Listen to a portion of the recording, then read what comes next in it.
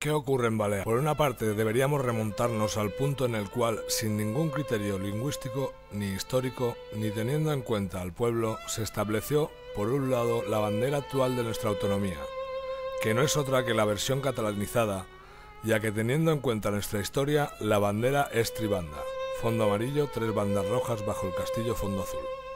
Por otra parte, lingüística, sin ningún tipo de criterio lingüístico, un solo hombre decidió que nuestra lengua cooficial en Baleares era el catalán, y no el balear, como debería de ser. Dicho esto, se estableció en el Estatuto de Autonomía que a un 50% las lenguas oficiales eran el español y el catalán, y que se debía conservar y proteger las diferentes lenguas entre las islas. ¿Qué está ocurriendo realmente? Pues resulta imposible encontrar un colegio donde la enseñanza se imparta a un nivel inferior del 90% en catalán. Y no solo eso, sino que se adoctrina a los niños en falsedades históricas como por ejemplo la corona catalano-aragonesa, cuando realmente el reino era aragonés y Cataluña no existiría, solo el condado de Barcelona, lo demás tierra francesa. O la repoblación en las Baleares por los catalanes, cuando no hubo tal repoblación, y hasta hoy han llegado apellidos puramente baleares. Además, se les adoctrina en el nacionalismo catalán e antiespañol, y no solo en los colegios.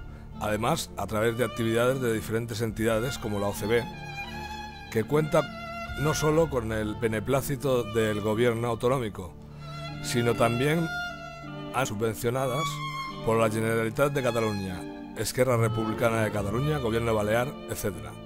Y a otros niveles, como el terreno profesional, funcionarios de sanidad pública, etc.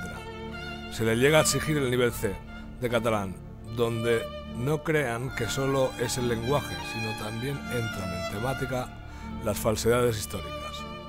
Y ahora centrémonos. ¿Cómo es posible que para optar a una plaza de profesor o sanidad pública puntúe más el nivel de catalán que el propio nivel de cátedra?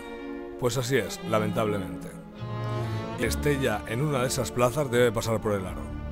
Como muestra, citar por ejemplo el caso de un profesional de la sanidad pública que fue expulsado del Colegio de Idiomas de Mallorca por expresar su disconformidad sobre este hecho en una cena privada con los compañeros de clase. No está de más decir que entre los propios profesores deben ir con cuidado a expresar su disconformidad. Por otra parte, se sustituyen los nombres de las calles en nuestra lengua por su equivalente en catalán. Se introducen y subvencionan en nuestras fiestas expresiones culturales que nunca han formado parte de nuestras costumbres, como los castellers en versión catalana, y se van arrinconando las nuestras, y por supuesto no reciben ningún tipo de subvención alguna.